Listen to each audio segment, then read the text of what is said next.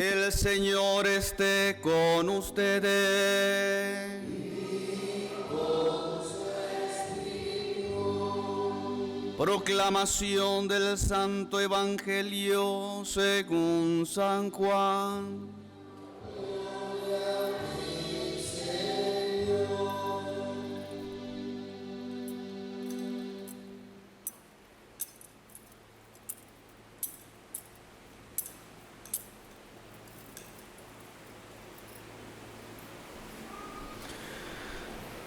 Al anochecer del día de la resurrección, estando cerradas las puertas de la casa donde se hallaban los discípulos, por miedo a los judíos, se presentó Jesús en medio de ellos y les dijo: la paz esté con ustedes.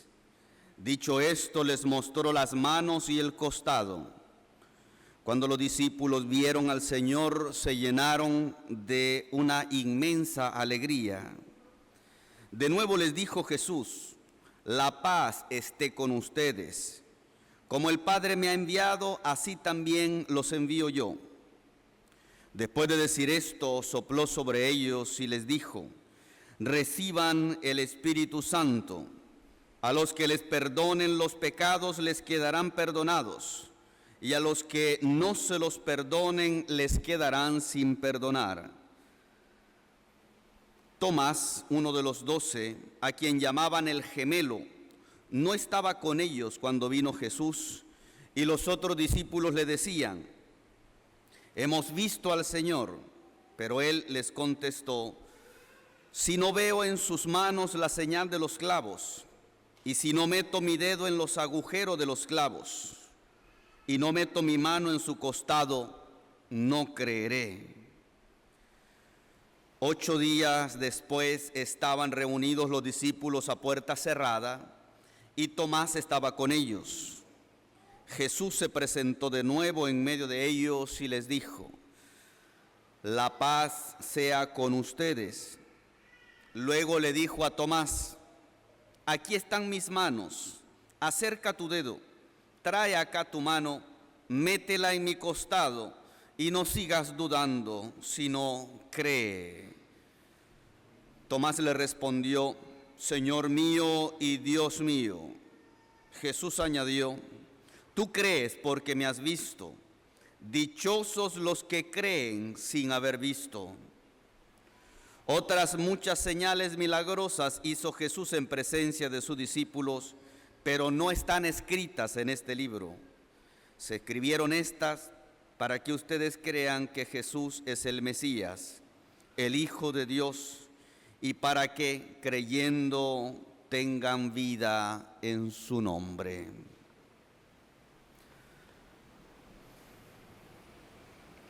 Palabra del Señor.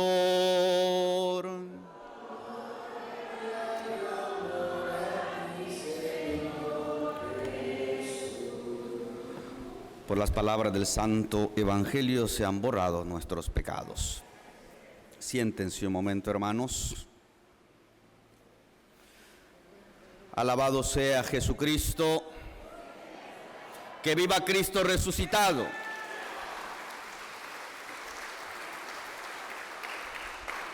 Jesús resucitado, hermanos, sigue iluminando nuestra celebración, y este cirio pascual ilumina la oscuridad de nuestra vida, como aquella primera noche, la noche de la vigilia pascual, cuando nos reuníamos en torno a un sepulcro vacío y en torno al testimonio de unas mujeres. Hay quien que afirma que la resurrección de Cristo es un invento de la fe cristiana. Hay quien que afirma que en realidad Cristo no resucitó, que se robaron el cuerpo, los discípulos lo escondieron y luego empezaron ellos a andar gritando y a andar diciéndole a todo el mundo de que había resucitado. Esa fue una versión que se mantuvo en Jerusalén por alrededor de 10 años. Imagínense cuánto puede durar un chambre. El chambre fue que los fariseos, los maestros de la ley, pagaron, le dieron dinero a los guardias de Herodes que habían estado custodiando el sepulcro para que anduvieran diciendo que los discípulos se habían robado el cuerpo y que ahora andaban diciendo de que estaba resucitado el Señor. 10 años duró ese chambre, 10 años. Así de potente podemos llegar a ser, ¿verdad? Pero en realidad, todos esos falsos testimonios se caen al suelo ante dos grandes evidencias que no se pueden negar. En primer lugar, hay que decir que la versión que daban los guardias es una mesa que tiene una pata floja, porque en realidad lo que pasó, fíjense, es muy interesante lo que sucedió el día de la resurrección. Los judíos habían ido donde Herodes y le habían dicho, donde Pilato, y le dijeron, mira, hemos escuchado que este hombre ha dicho que al tercer día va a resucitar. Entonces, no vaya a ser, le dijeron los judíos a Pilato, que sus discípulos se roben el cuerpo y después anden diciendo que ha resucitado, y esa va a ser una mentira peor que la primera. Eso está documentado en la Sagrada Escritura. Y Pilato le dice, bueno, ahí están los soldados, llévense los que necesiten, refuercen el sepulcro. Cuando Roma, el Imperio Romano, tomaba en sus manos la custodia de algún lugar, no solamente ponía guardias, sino que sellaba el lugar con una cinta roja unida, amarrada con un sello de cera, y le imprimían el rostro del emperador romano. Romper ese sello era un delito federal dentro del Imperio Romano. Era un delito que ameritaba la muerte. Quien lo hiciera ya no andaban preguntando, solo lo agarraban y lo ejecutaban. Cuando se abrió la puerta, cuando se abrió el sepulcro, el sello romano se rompió. Entonces, esto fue lo que pasó. Los guardias que estaban custodiando estaban en un grave problema, porque a ellos les tocaba ir delante de sus autoridades, delante de su jefe inmediato, y comunicarles que el sepulcro se abrió solo, que entraron y que en el sepulcro no estaba el cuerpo, y evidentemente esa versión sus jefes no la iban a creer. Entonces ellos, fíjense lo que pasó, ellos, los guardias, se fueron donde los judíos a decirles primero a ellos lo que había pasado. ¿Por qué se fueron primero donde los judíos? ¿Y por qué no se fueron directamente con sus jefes inmediatos? Aquí está la razón. El imperio romano era un imperio de leyes y era muy estricto. Y cuando una cosa como esta pasaba, cuando un sello del Imperio Romano se rompía, un sello que los guardias tenían que cuidar y que no habían sido capaces de cuidar, todos los guardias que habían estado cuidando el sepulcro estaban condenados inmediatamente a la muerte. Tenían que ser ejecutados. Entonces ellos, por el miedo de que les fueran a hacer es decir, pues a que lo fueran a ejecutar, se fueron donde los sumos sacerdotes y les preguntaron, ¿qué hacemos? porque el sepulcro está vacío, la piedra se movió sola. ¿Qué hacemos? Los judíos les dieron una solución y les dieron dinero y les dijeron: vayan y propaguen ustedes la noticia, la idea, el chambre de que los discípulos llegaron de noche, ustedes estaban dormidos, ellos se llegaron de noche, se robaron el cuerpo y andan diciendo que resucitó. Por eso digo, es una mesa que tiene una pata floja, porque ¿cómo van a decir los soldados que se durmieron cuando tenían que estar vigilando? Pero la noticia se difundió y San Pedro, que es el encargado de contarnos esta anécdota, esta historia, San Pedro, incluso al momento de escribir su carta, o mejor dicho, San Lucas, porque es el libro de los Hechos de los Apóstoles, en el momento en que se escribió el libro, dice el autor, dice San Lucas: todavía a nuestros días, todavía permanece esa idea. Vean ustedes cuánta potencia puede llegar a tener un chambre, de que duró 10 años todavía, pero poco a poco se fue disolviendo, se fue quedando así, y fue agarrando fuerza el testimonio de los discípulos que afirmaban que Jesús verdaderamente había resucitado. Lo que hoy hemos escuchado en el Evangelio, hermanos, es una de las apariciones más importantes de Jesús resucitado. Jesús se aparece a sus 12 discípulos, bueno, 10, porque ya faltan 2, ya no está Judas, y coincidencia del momento, en ese momento no estaba tampoco Tomás. Entonces allí reunidos habían 10 discípulos. Jesús llega, se aparece en medio de ellos, y el saludo que les da es el saludo que no nos dimos nosotros el Viernes Santo.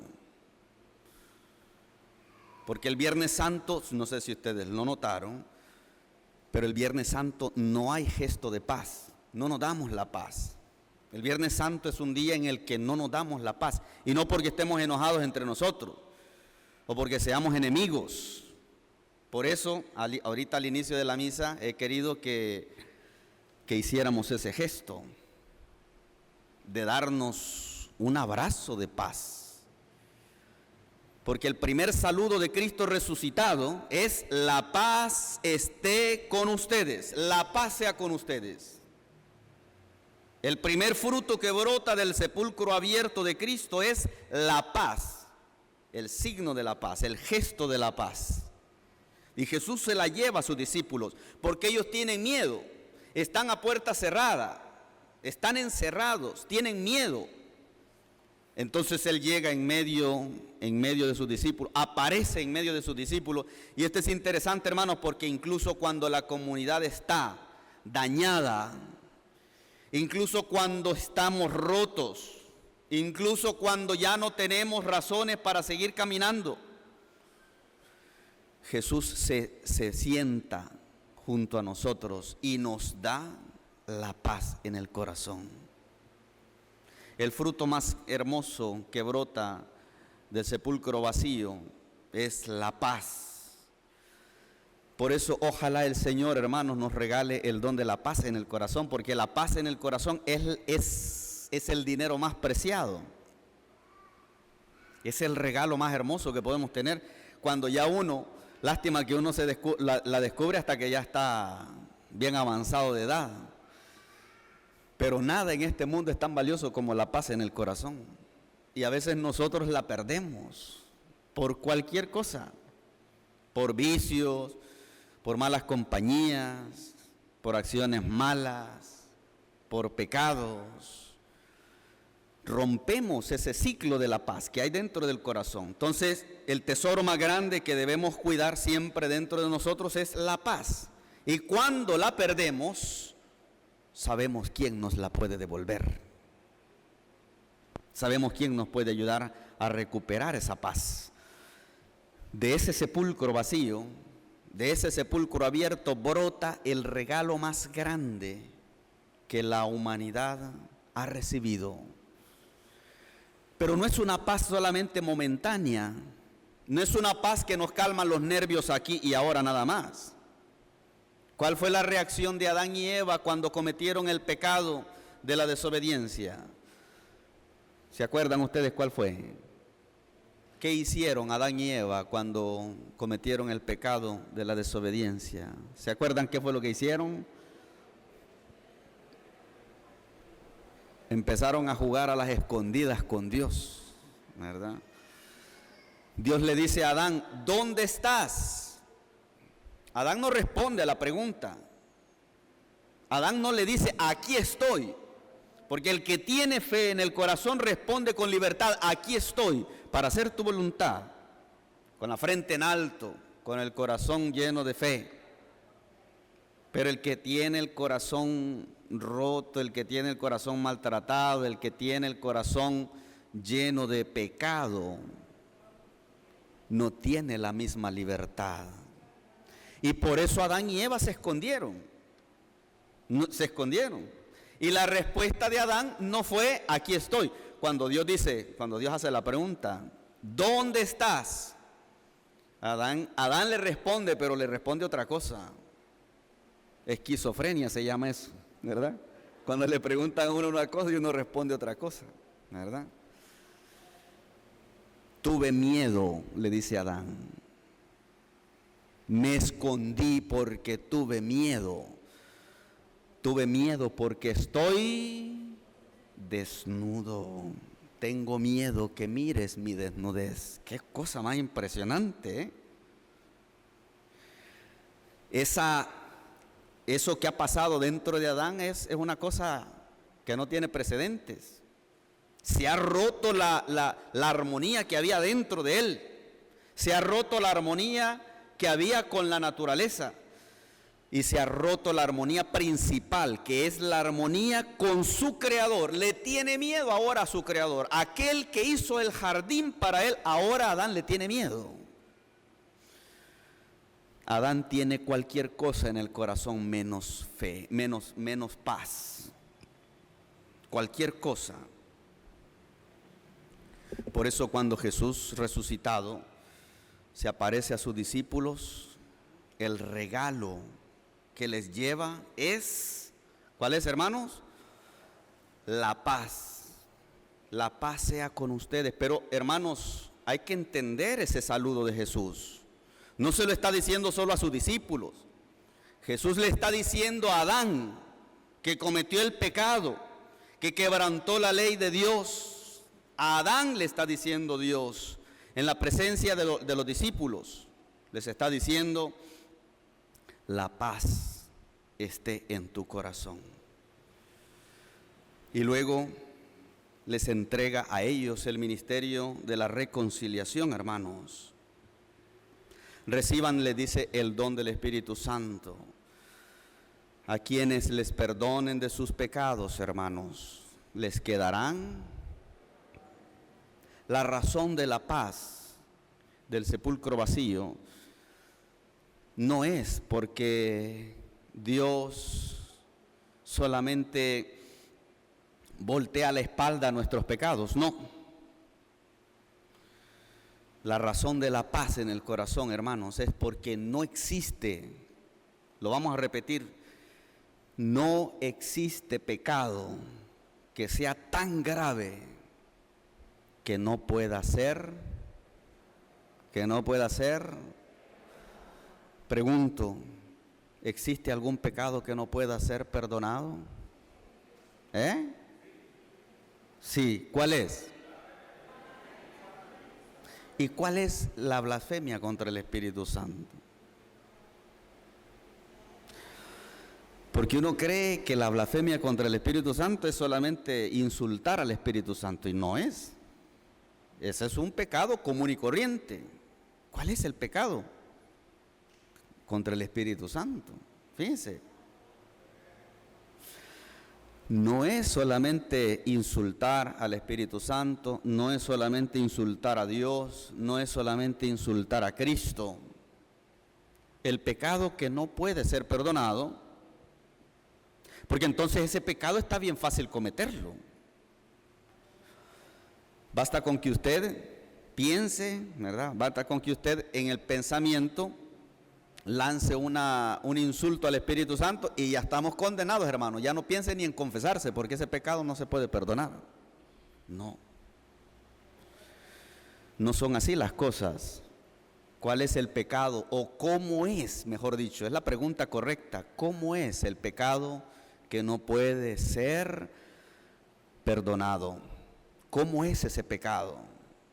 El pecado de la blasfemia contra el Espíritu Santo, que es el único que no puede ser perdonado, es cerrarse a la acción del Espíritu Santo y decir: no, yo no voy a recibir ese regalo, esa misericordia. Yo no creo en la misericordia de Dios. Yo no creo que Dios perdone mi pecado. Mi pecado es tan grave, mi pecado es tan fuerte, mi pecado es tan profundo, que yo no creo que Dios me lo perdone. Esa es la blasfemia contra el Espíritu Santo. Y ese pecado sí nos va a llevar al infierno. Y muchos de nosotros lo cometemos, hermanos. Ustedes ahí sentaditos y yo aquí parado. Ese pecado lo cometemos bien seguido, porque le quitamos la importancia a las cosas sagradas, se la quitamos. Vivimos una vida como si Dios no existiera. Vivimos sin los sacramentos. Vivimos en adulterio, en fornicación. Y no nos preocupamos por arreglar nuestra vida. Eso, cerrarnos a esa misericordia de Dios, esa es la blasfemia contra el Espíritu Santo. No lanzar un insulto al Espíritu Santo, eso lo puede hacer cualquiera.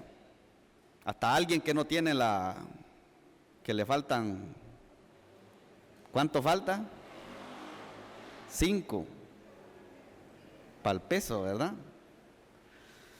Y no por eso vamos a decir que se condenó. La blasfemia contra el Espíritu Santo no es un insulto solamente lanzado al Espíritu Santo. La blasfemia contra el Espíritu Santo es cerrarnos a la acción de Dios. Y revisemos nuestra vida, porque muchos de nosotros no nos estamos abriendo a la misericordia de Dios. No creemos en que Dios nos perdona. Decimos, a veces nosotros vamos arrastrando culpas que no existen. A veces vamos arrastrando culpas y decimos: es que Dios no me va a perdonar.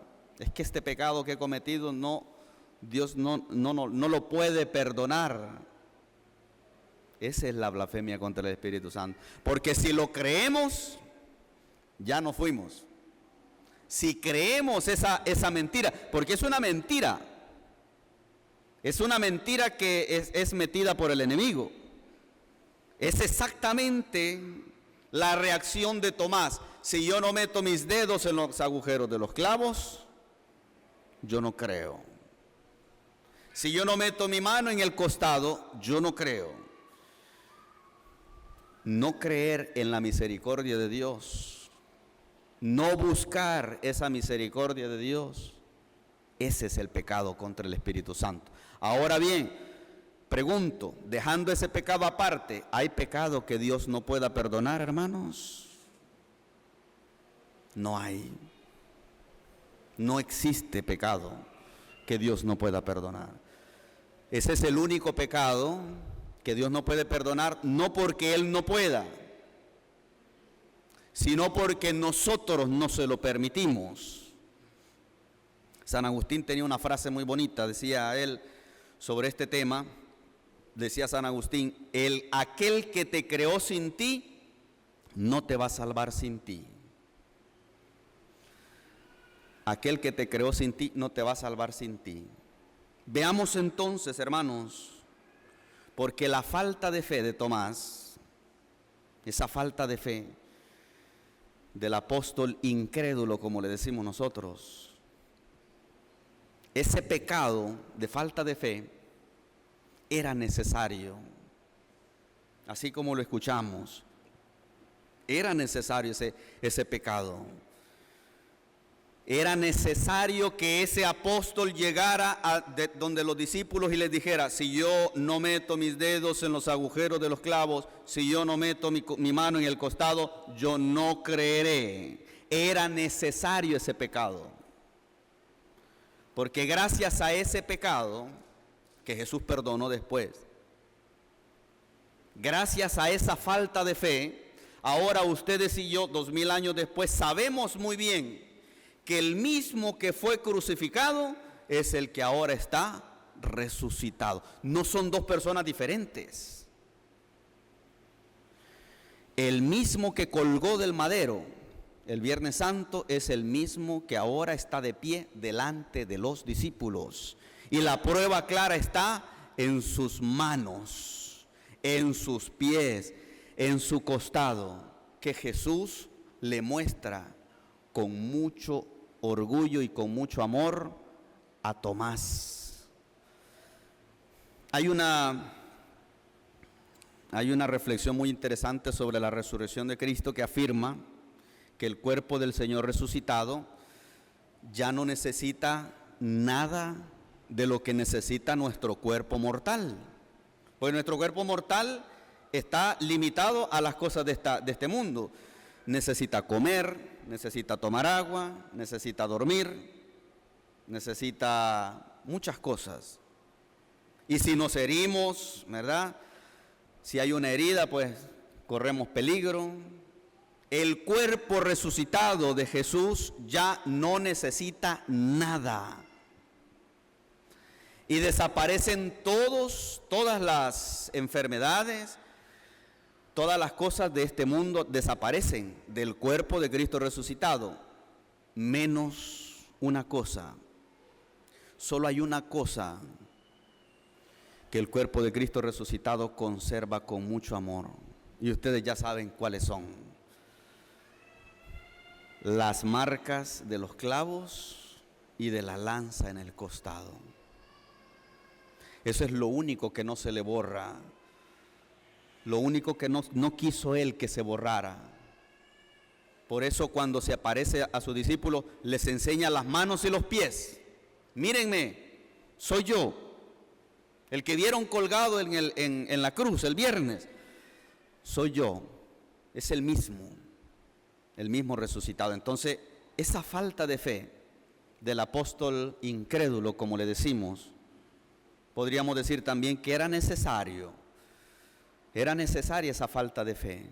Ahora bien, nosotros, hermanos, en nuestra vida, también cometemos errores, también cometemos pecados, y pecados graves, pecados que nos hacen replantearnos completamente toda nuestra vida, incluso pecados que nos hacen pensar que no tenemos perdón de Dios, pecados que nos hacen pensar que Dios nunca nos va a perdonar.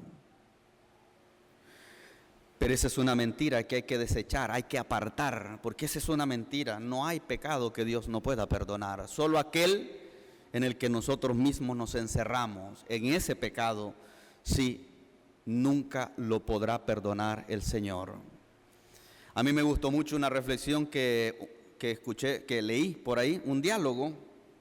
Creo que ya se las he dicho, pero es bueno repetirlo. Le dice un amigo al otro, platicando. Es un diálogo, pues. Un amigo le dice al otro: si yo hubiera tenido la misma sabiduría que tengo hoy,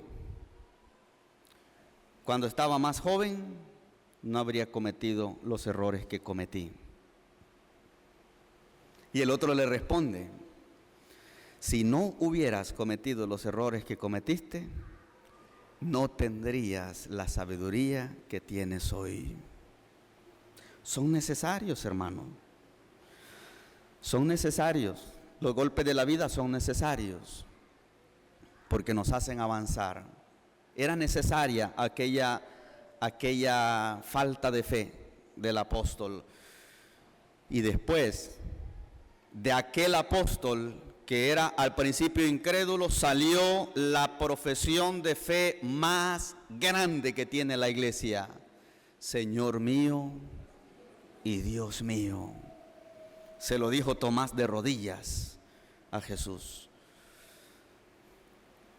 Es cierto, los pecados que hemos cometido nos alejan de Dios.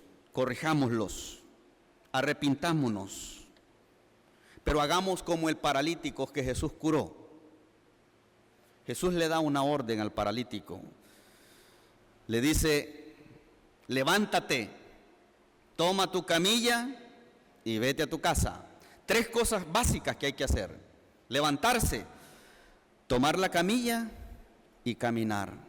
No solo levantarse y caminar, no hay que dejar botada la camilla, porque la camilla es el signo de que un día fuimos paralíticos y que ahora somos paralíticos curados. Esa es la grandeza de la resurrección. Por eso Cristo no quiere borrarse las llagas de sus manos y de sus pies, porque el resucitado es el mismo que un día estuvo crucificado. Así somos nosotros, hermanos. Así tenemos que ser. Levantarnos, pero conservar las llagas. Las heridas, decía San Ignacio de Loyola, el objetivo es llegar a la muerte, llegar al final de la vida con las heridas convertidas en cicatrices, pero convertidas en cicatrices. Y a veces nosotros queremos que desaparezcan hasta las cicatrices. Las heridas las cicatrices van a permanecer, porque son el signo de que un día estuvimos heridos. De la misma manera como Cristo conserva las llagas, ya resucitado, porque es el mismo que un día estuvo crucificado. Que Él nos ayude hoy a recoger todas esas heridas que andamos cargando nosotros, ponérselas delante del misterio de Dios y que Él las convierta en cicatrices. No le pidamos que la borre, porque eso es un error. Nosotros tenemos mala memoria. Se nos olvidan rápido las cosas, y la cicatriz está ahí para recordarnos que un día estuvimos heridos y que somos enfermos curados, que somos heridos sanados, que somos pecadores perdonados. Alabado sea Jesucristo. Pongámonos de pie, profesamos.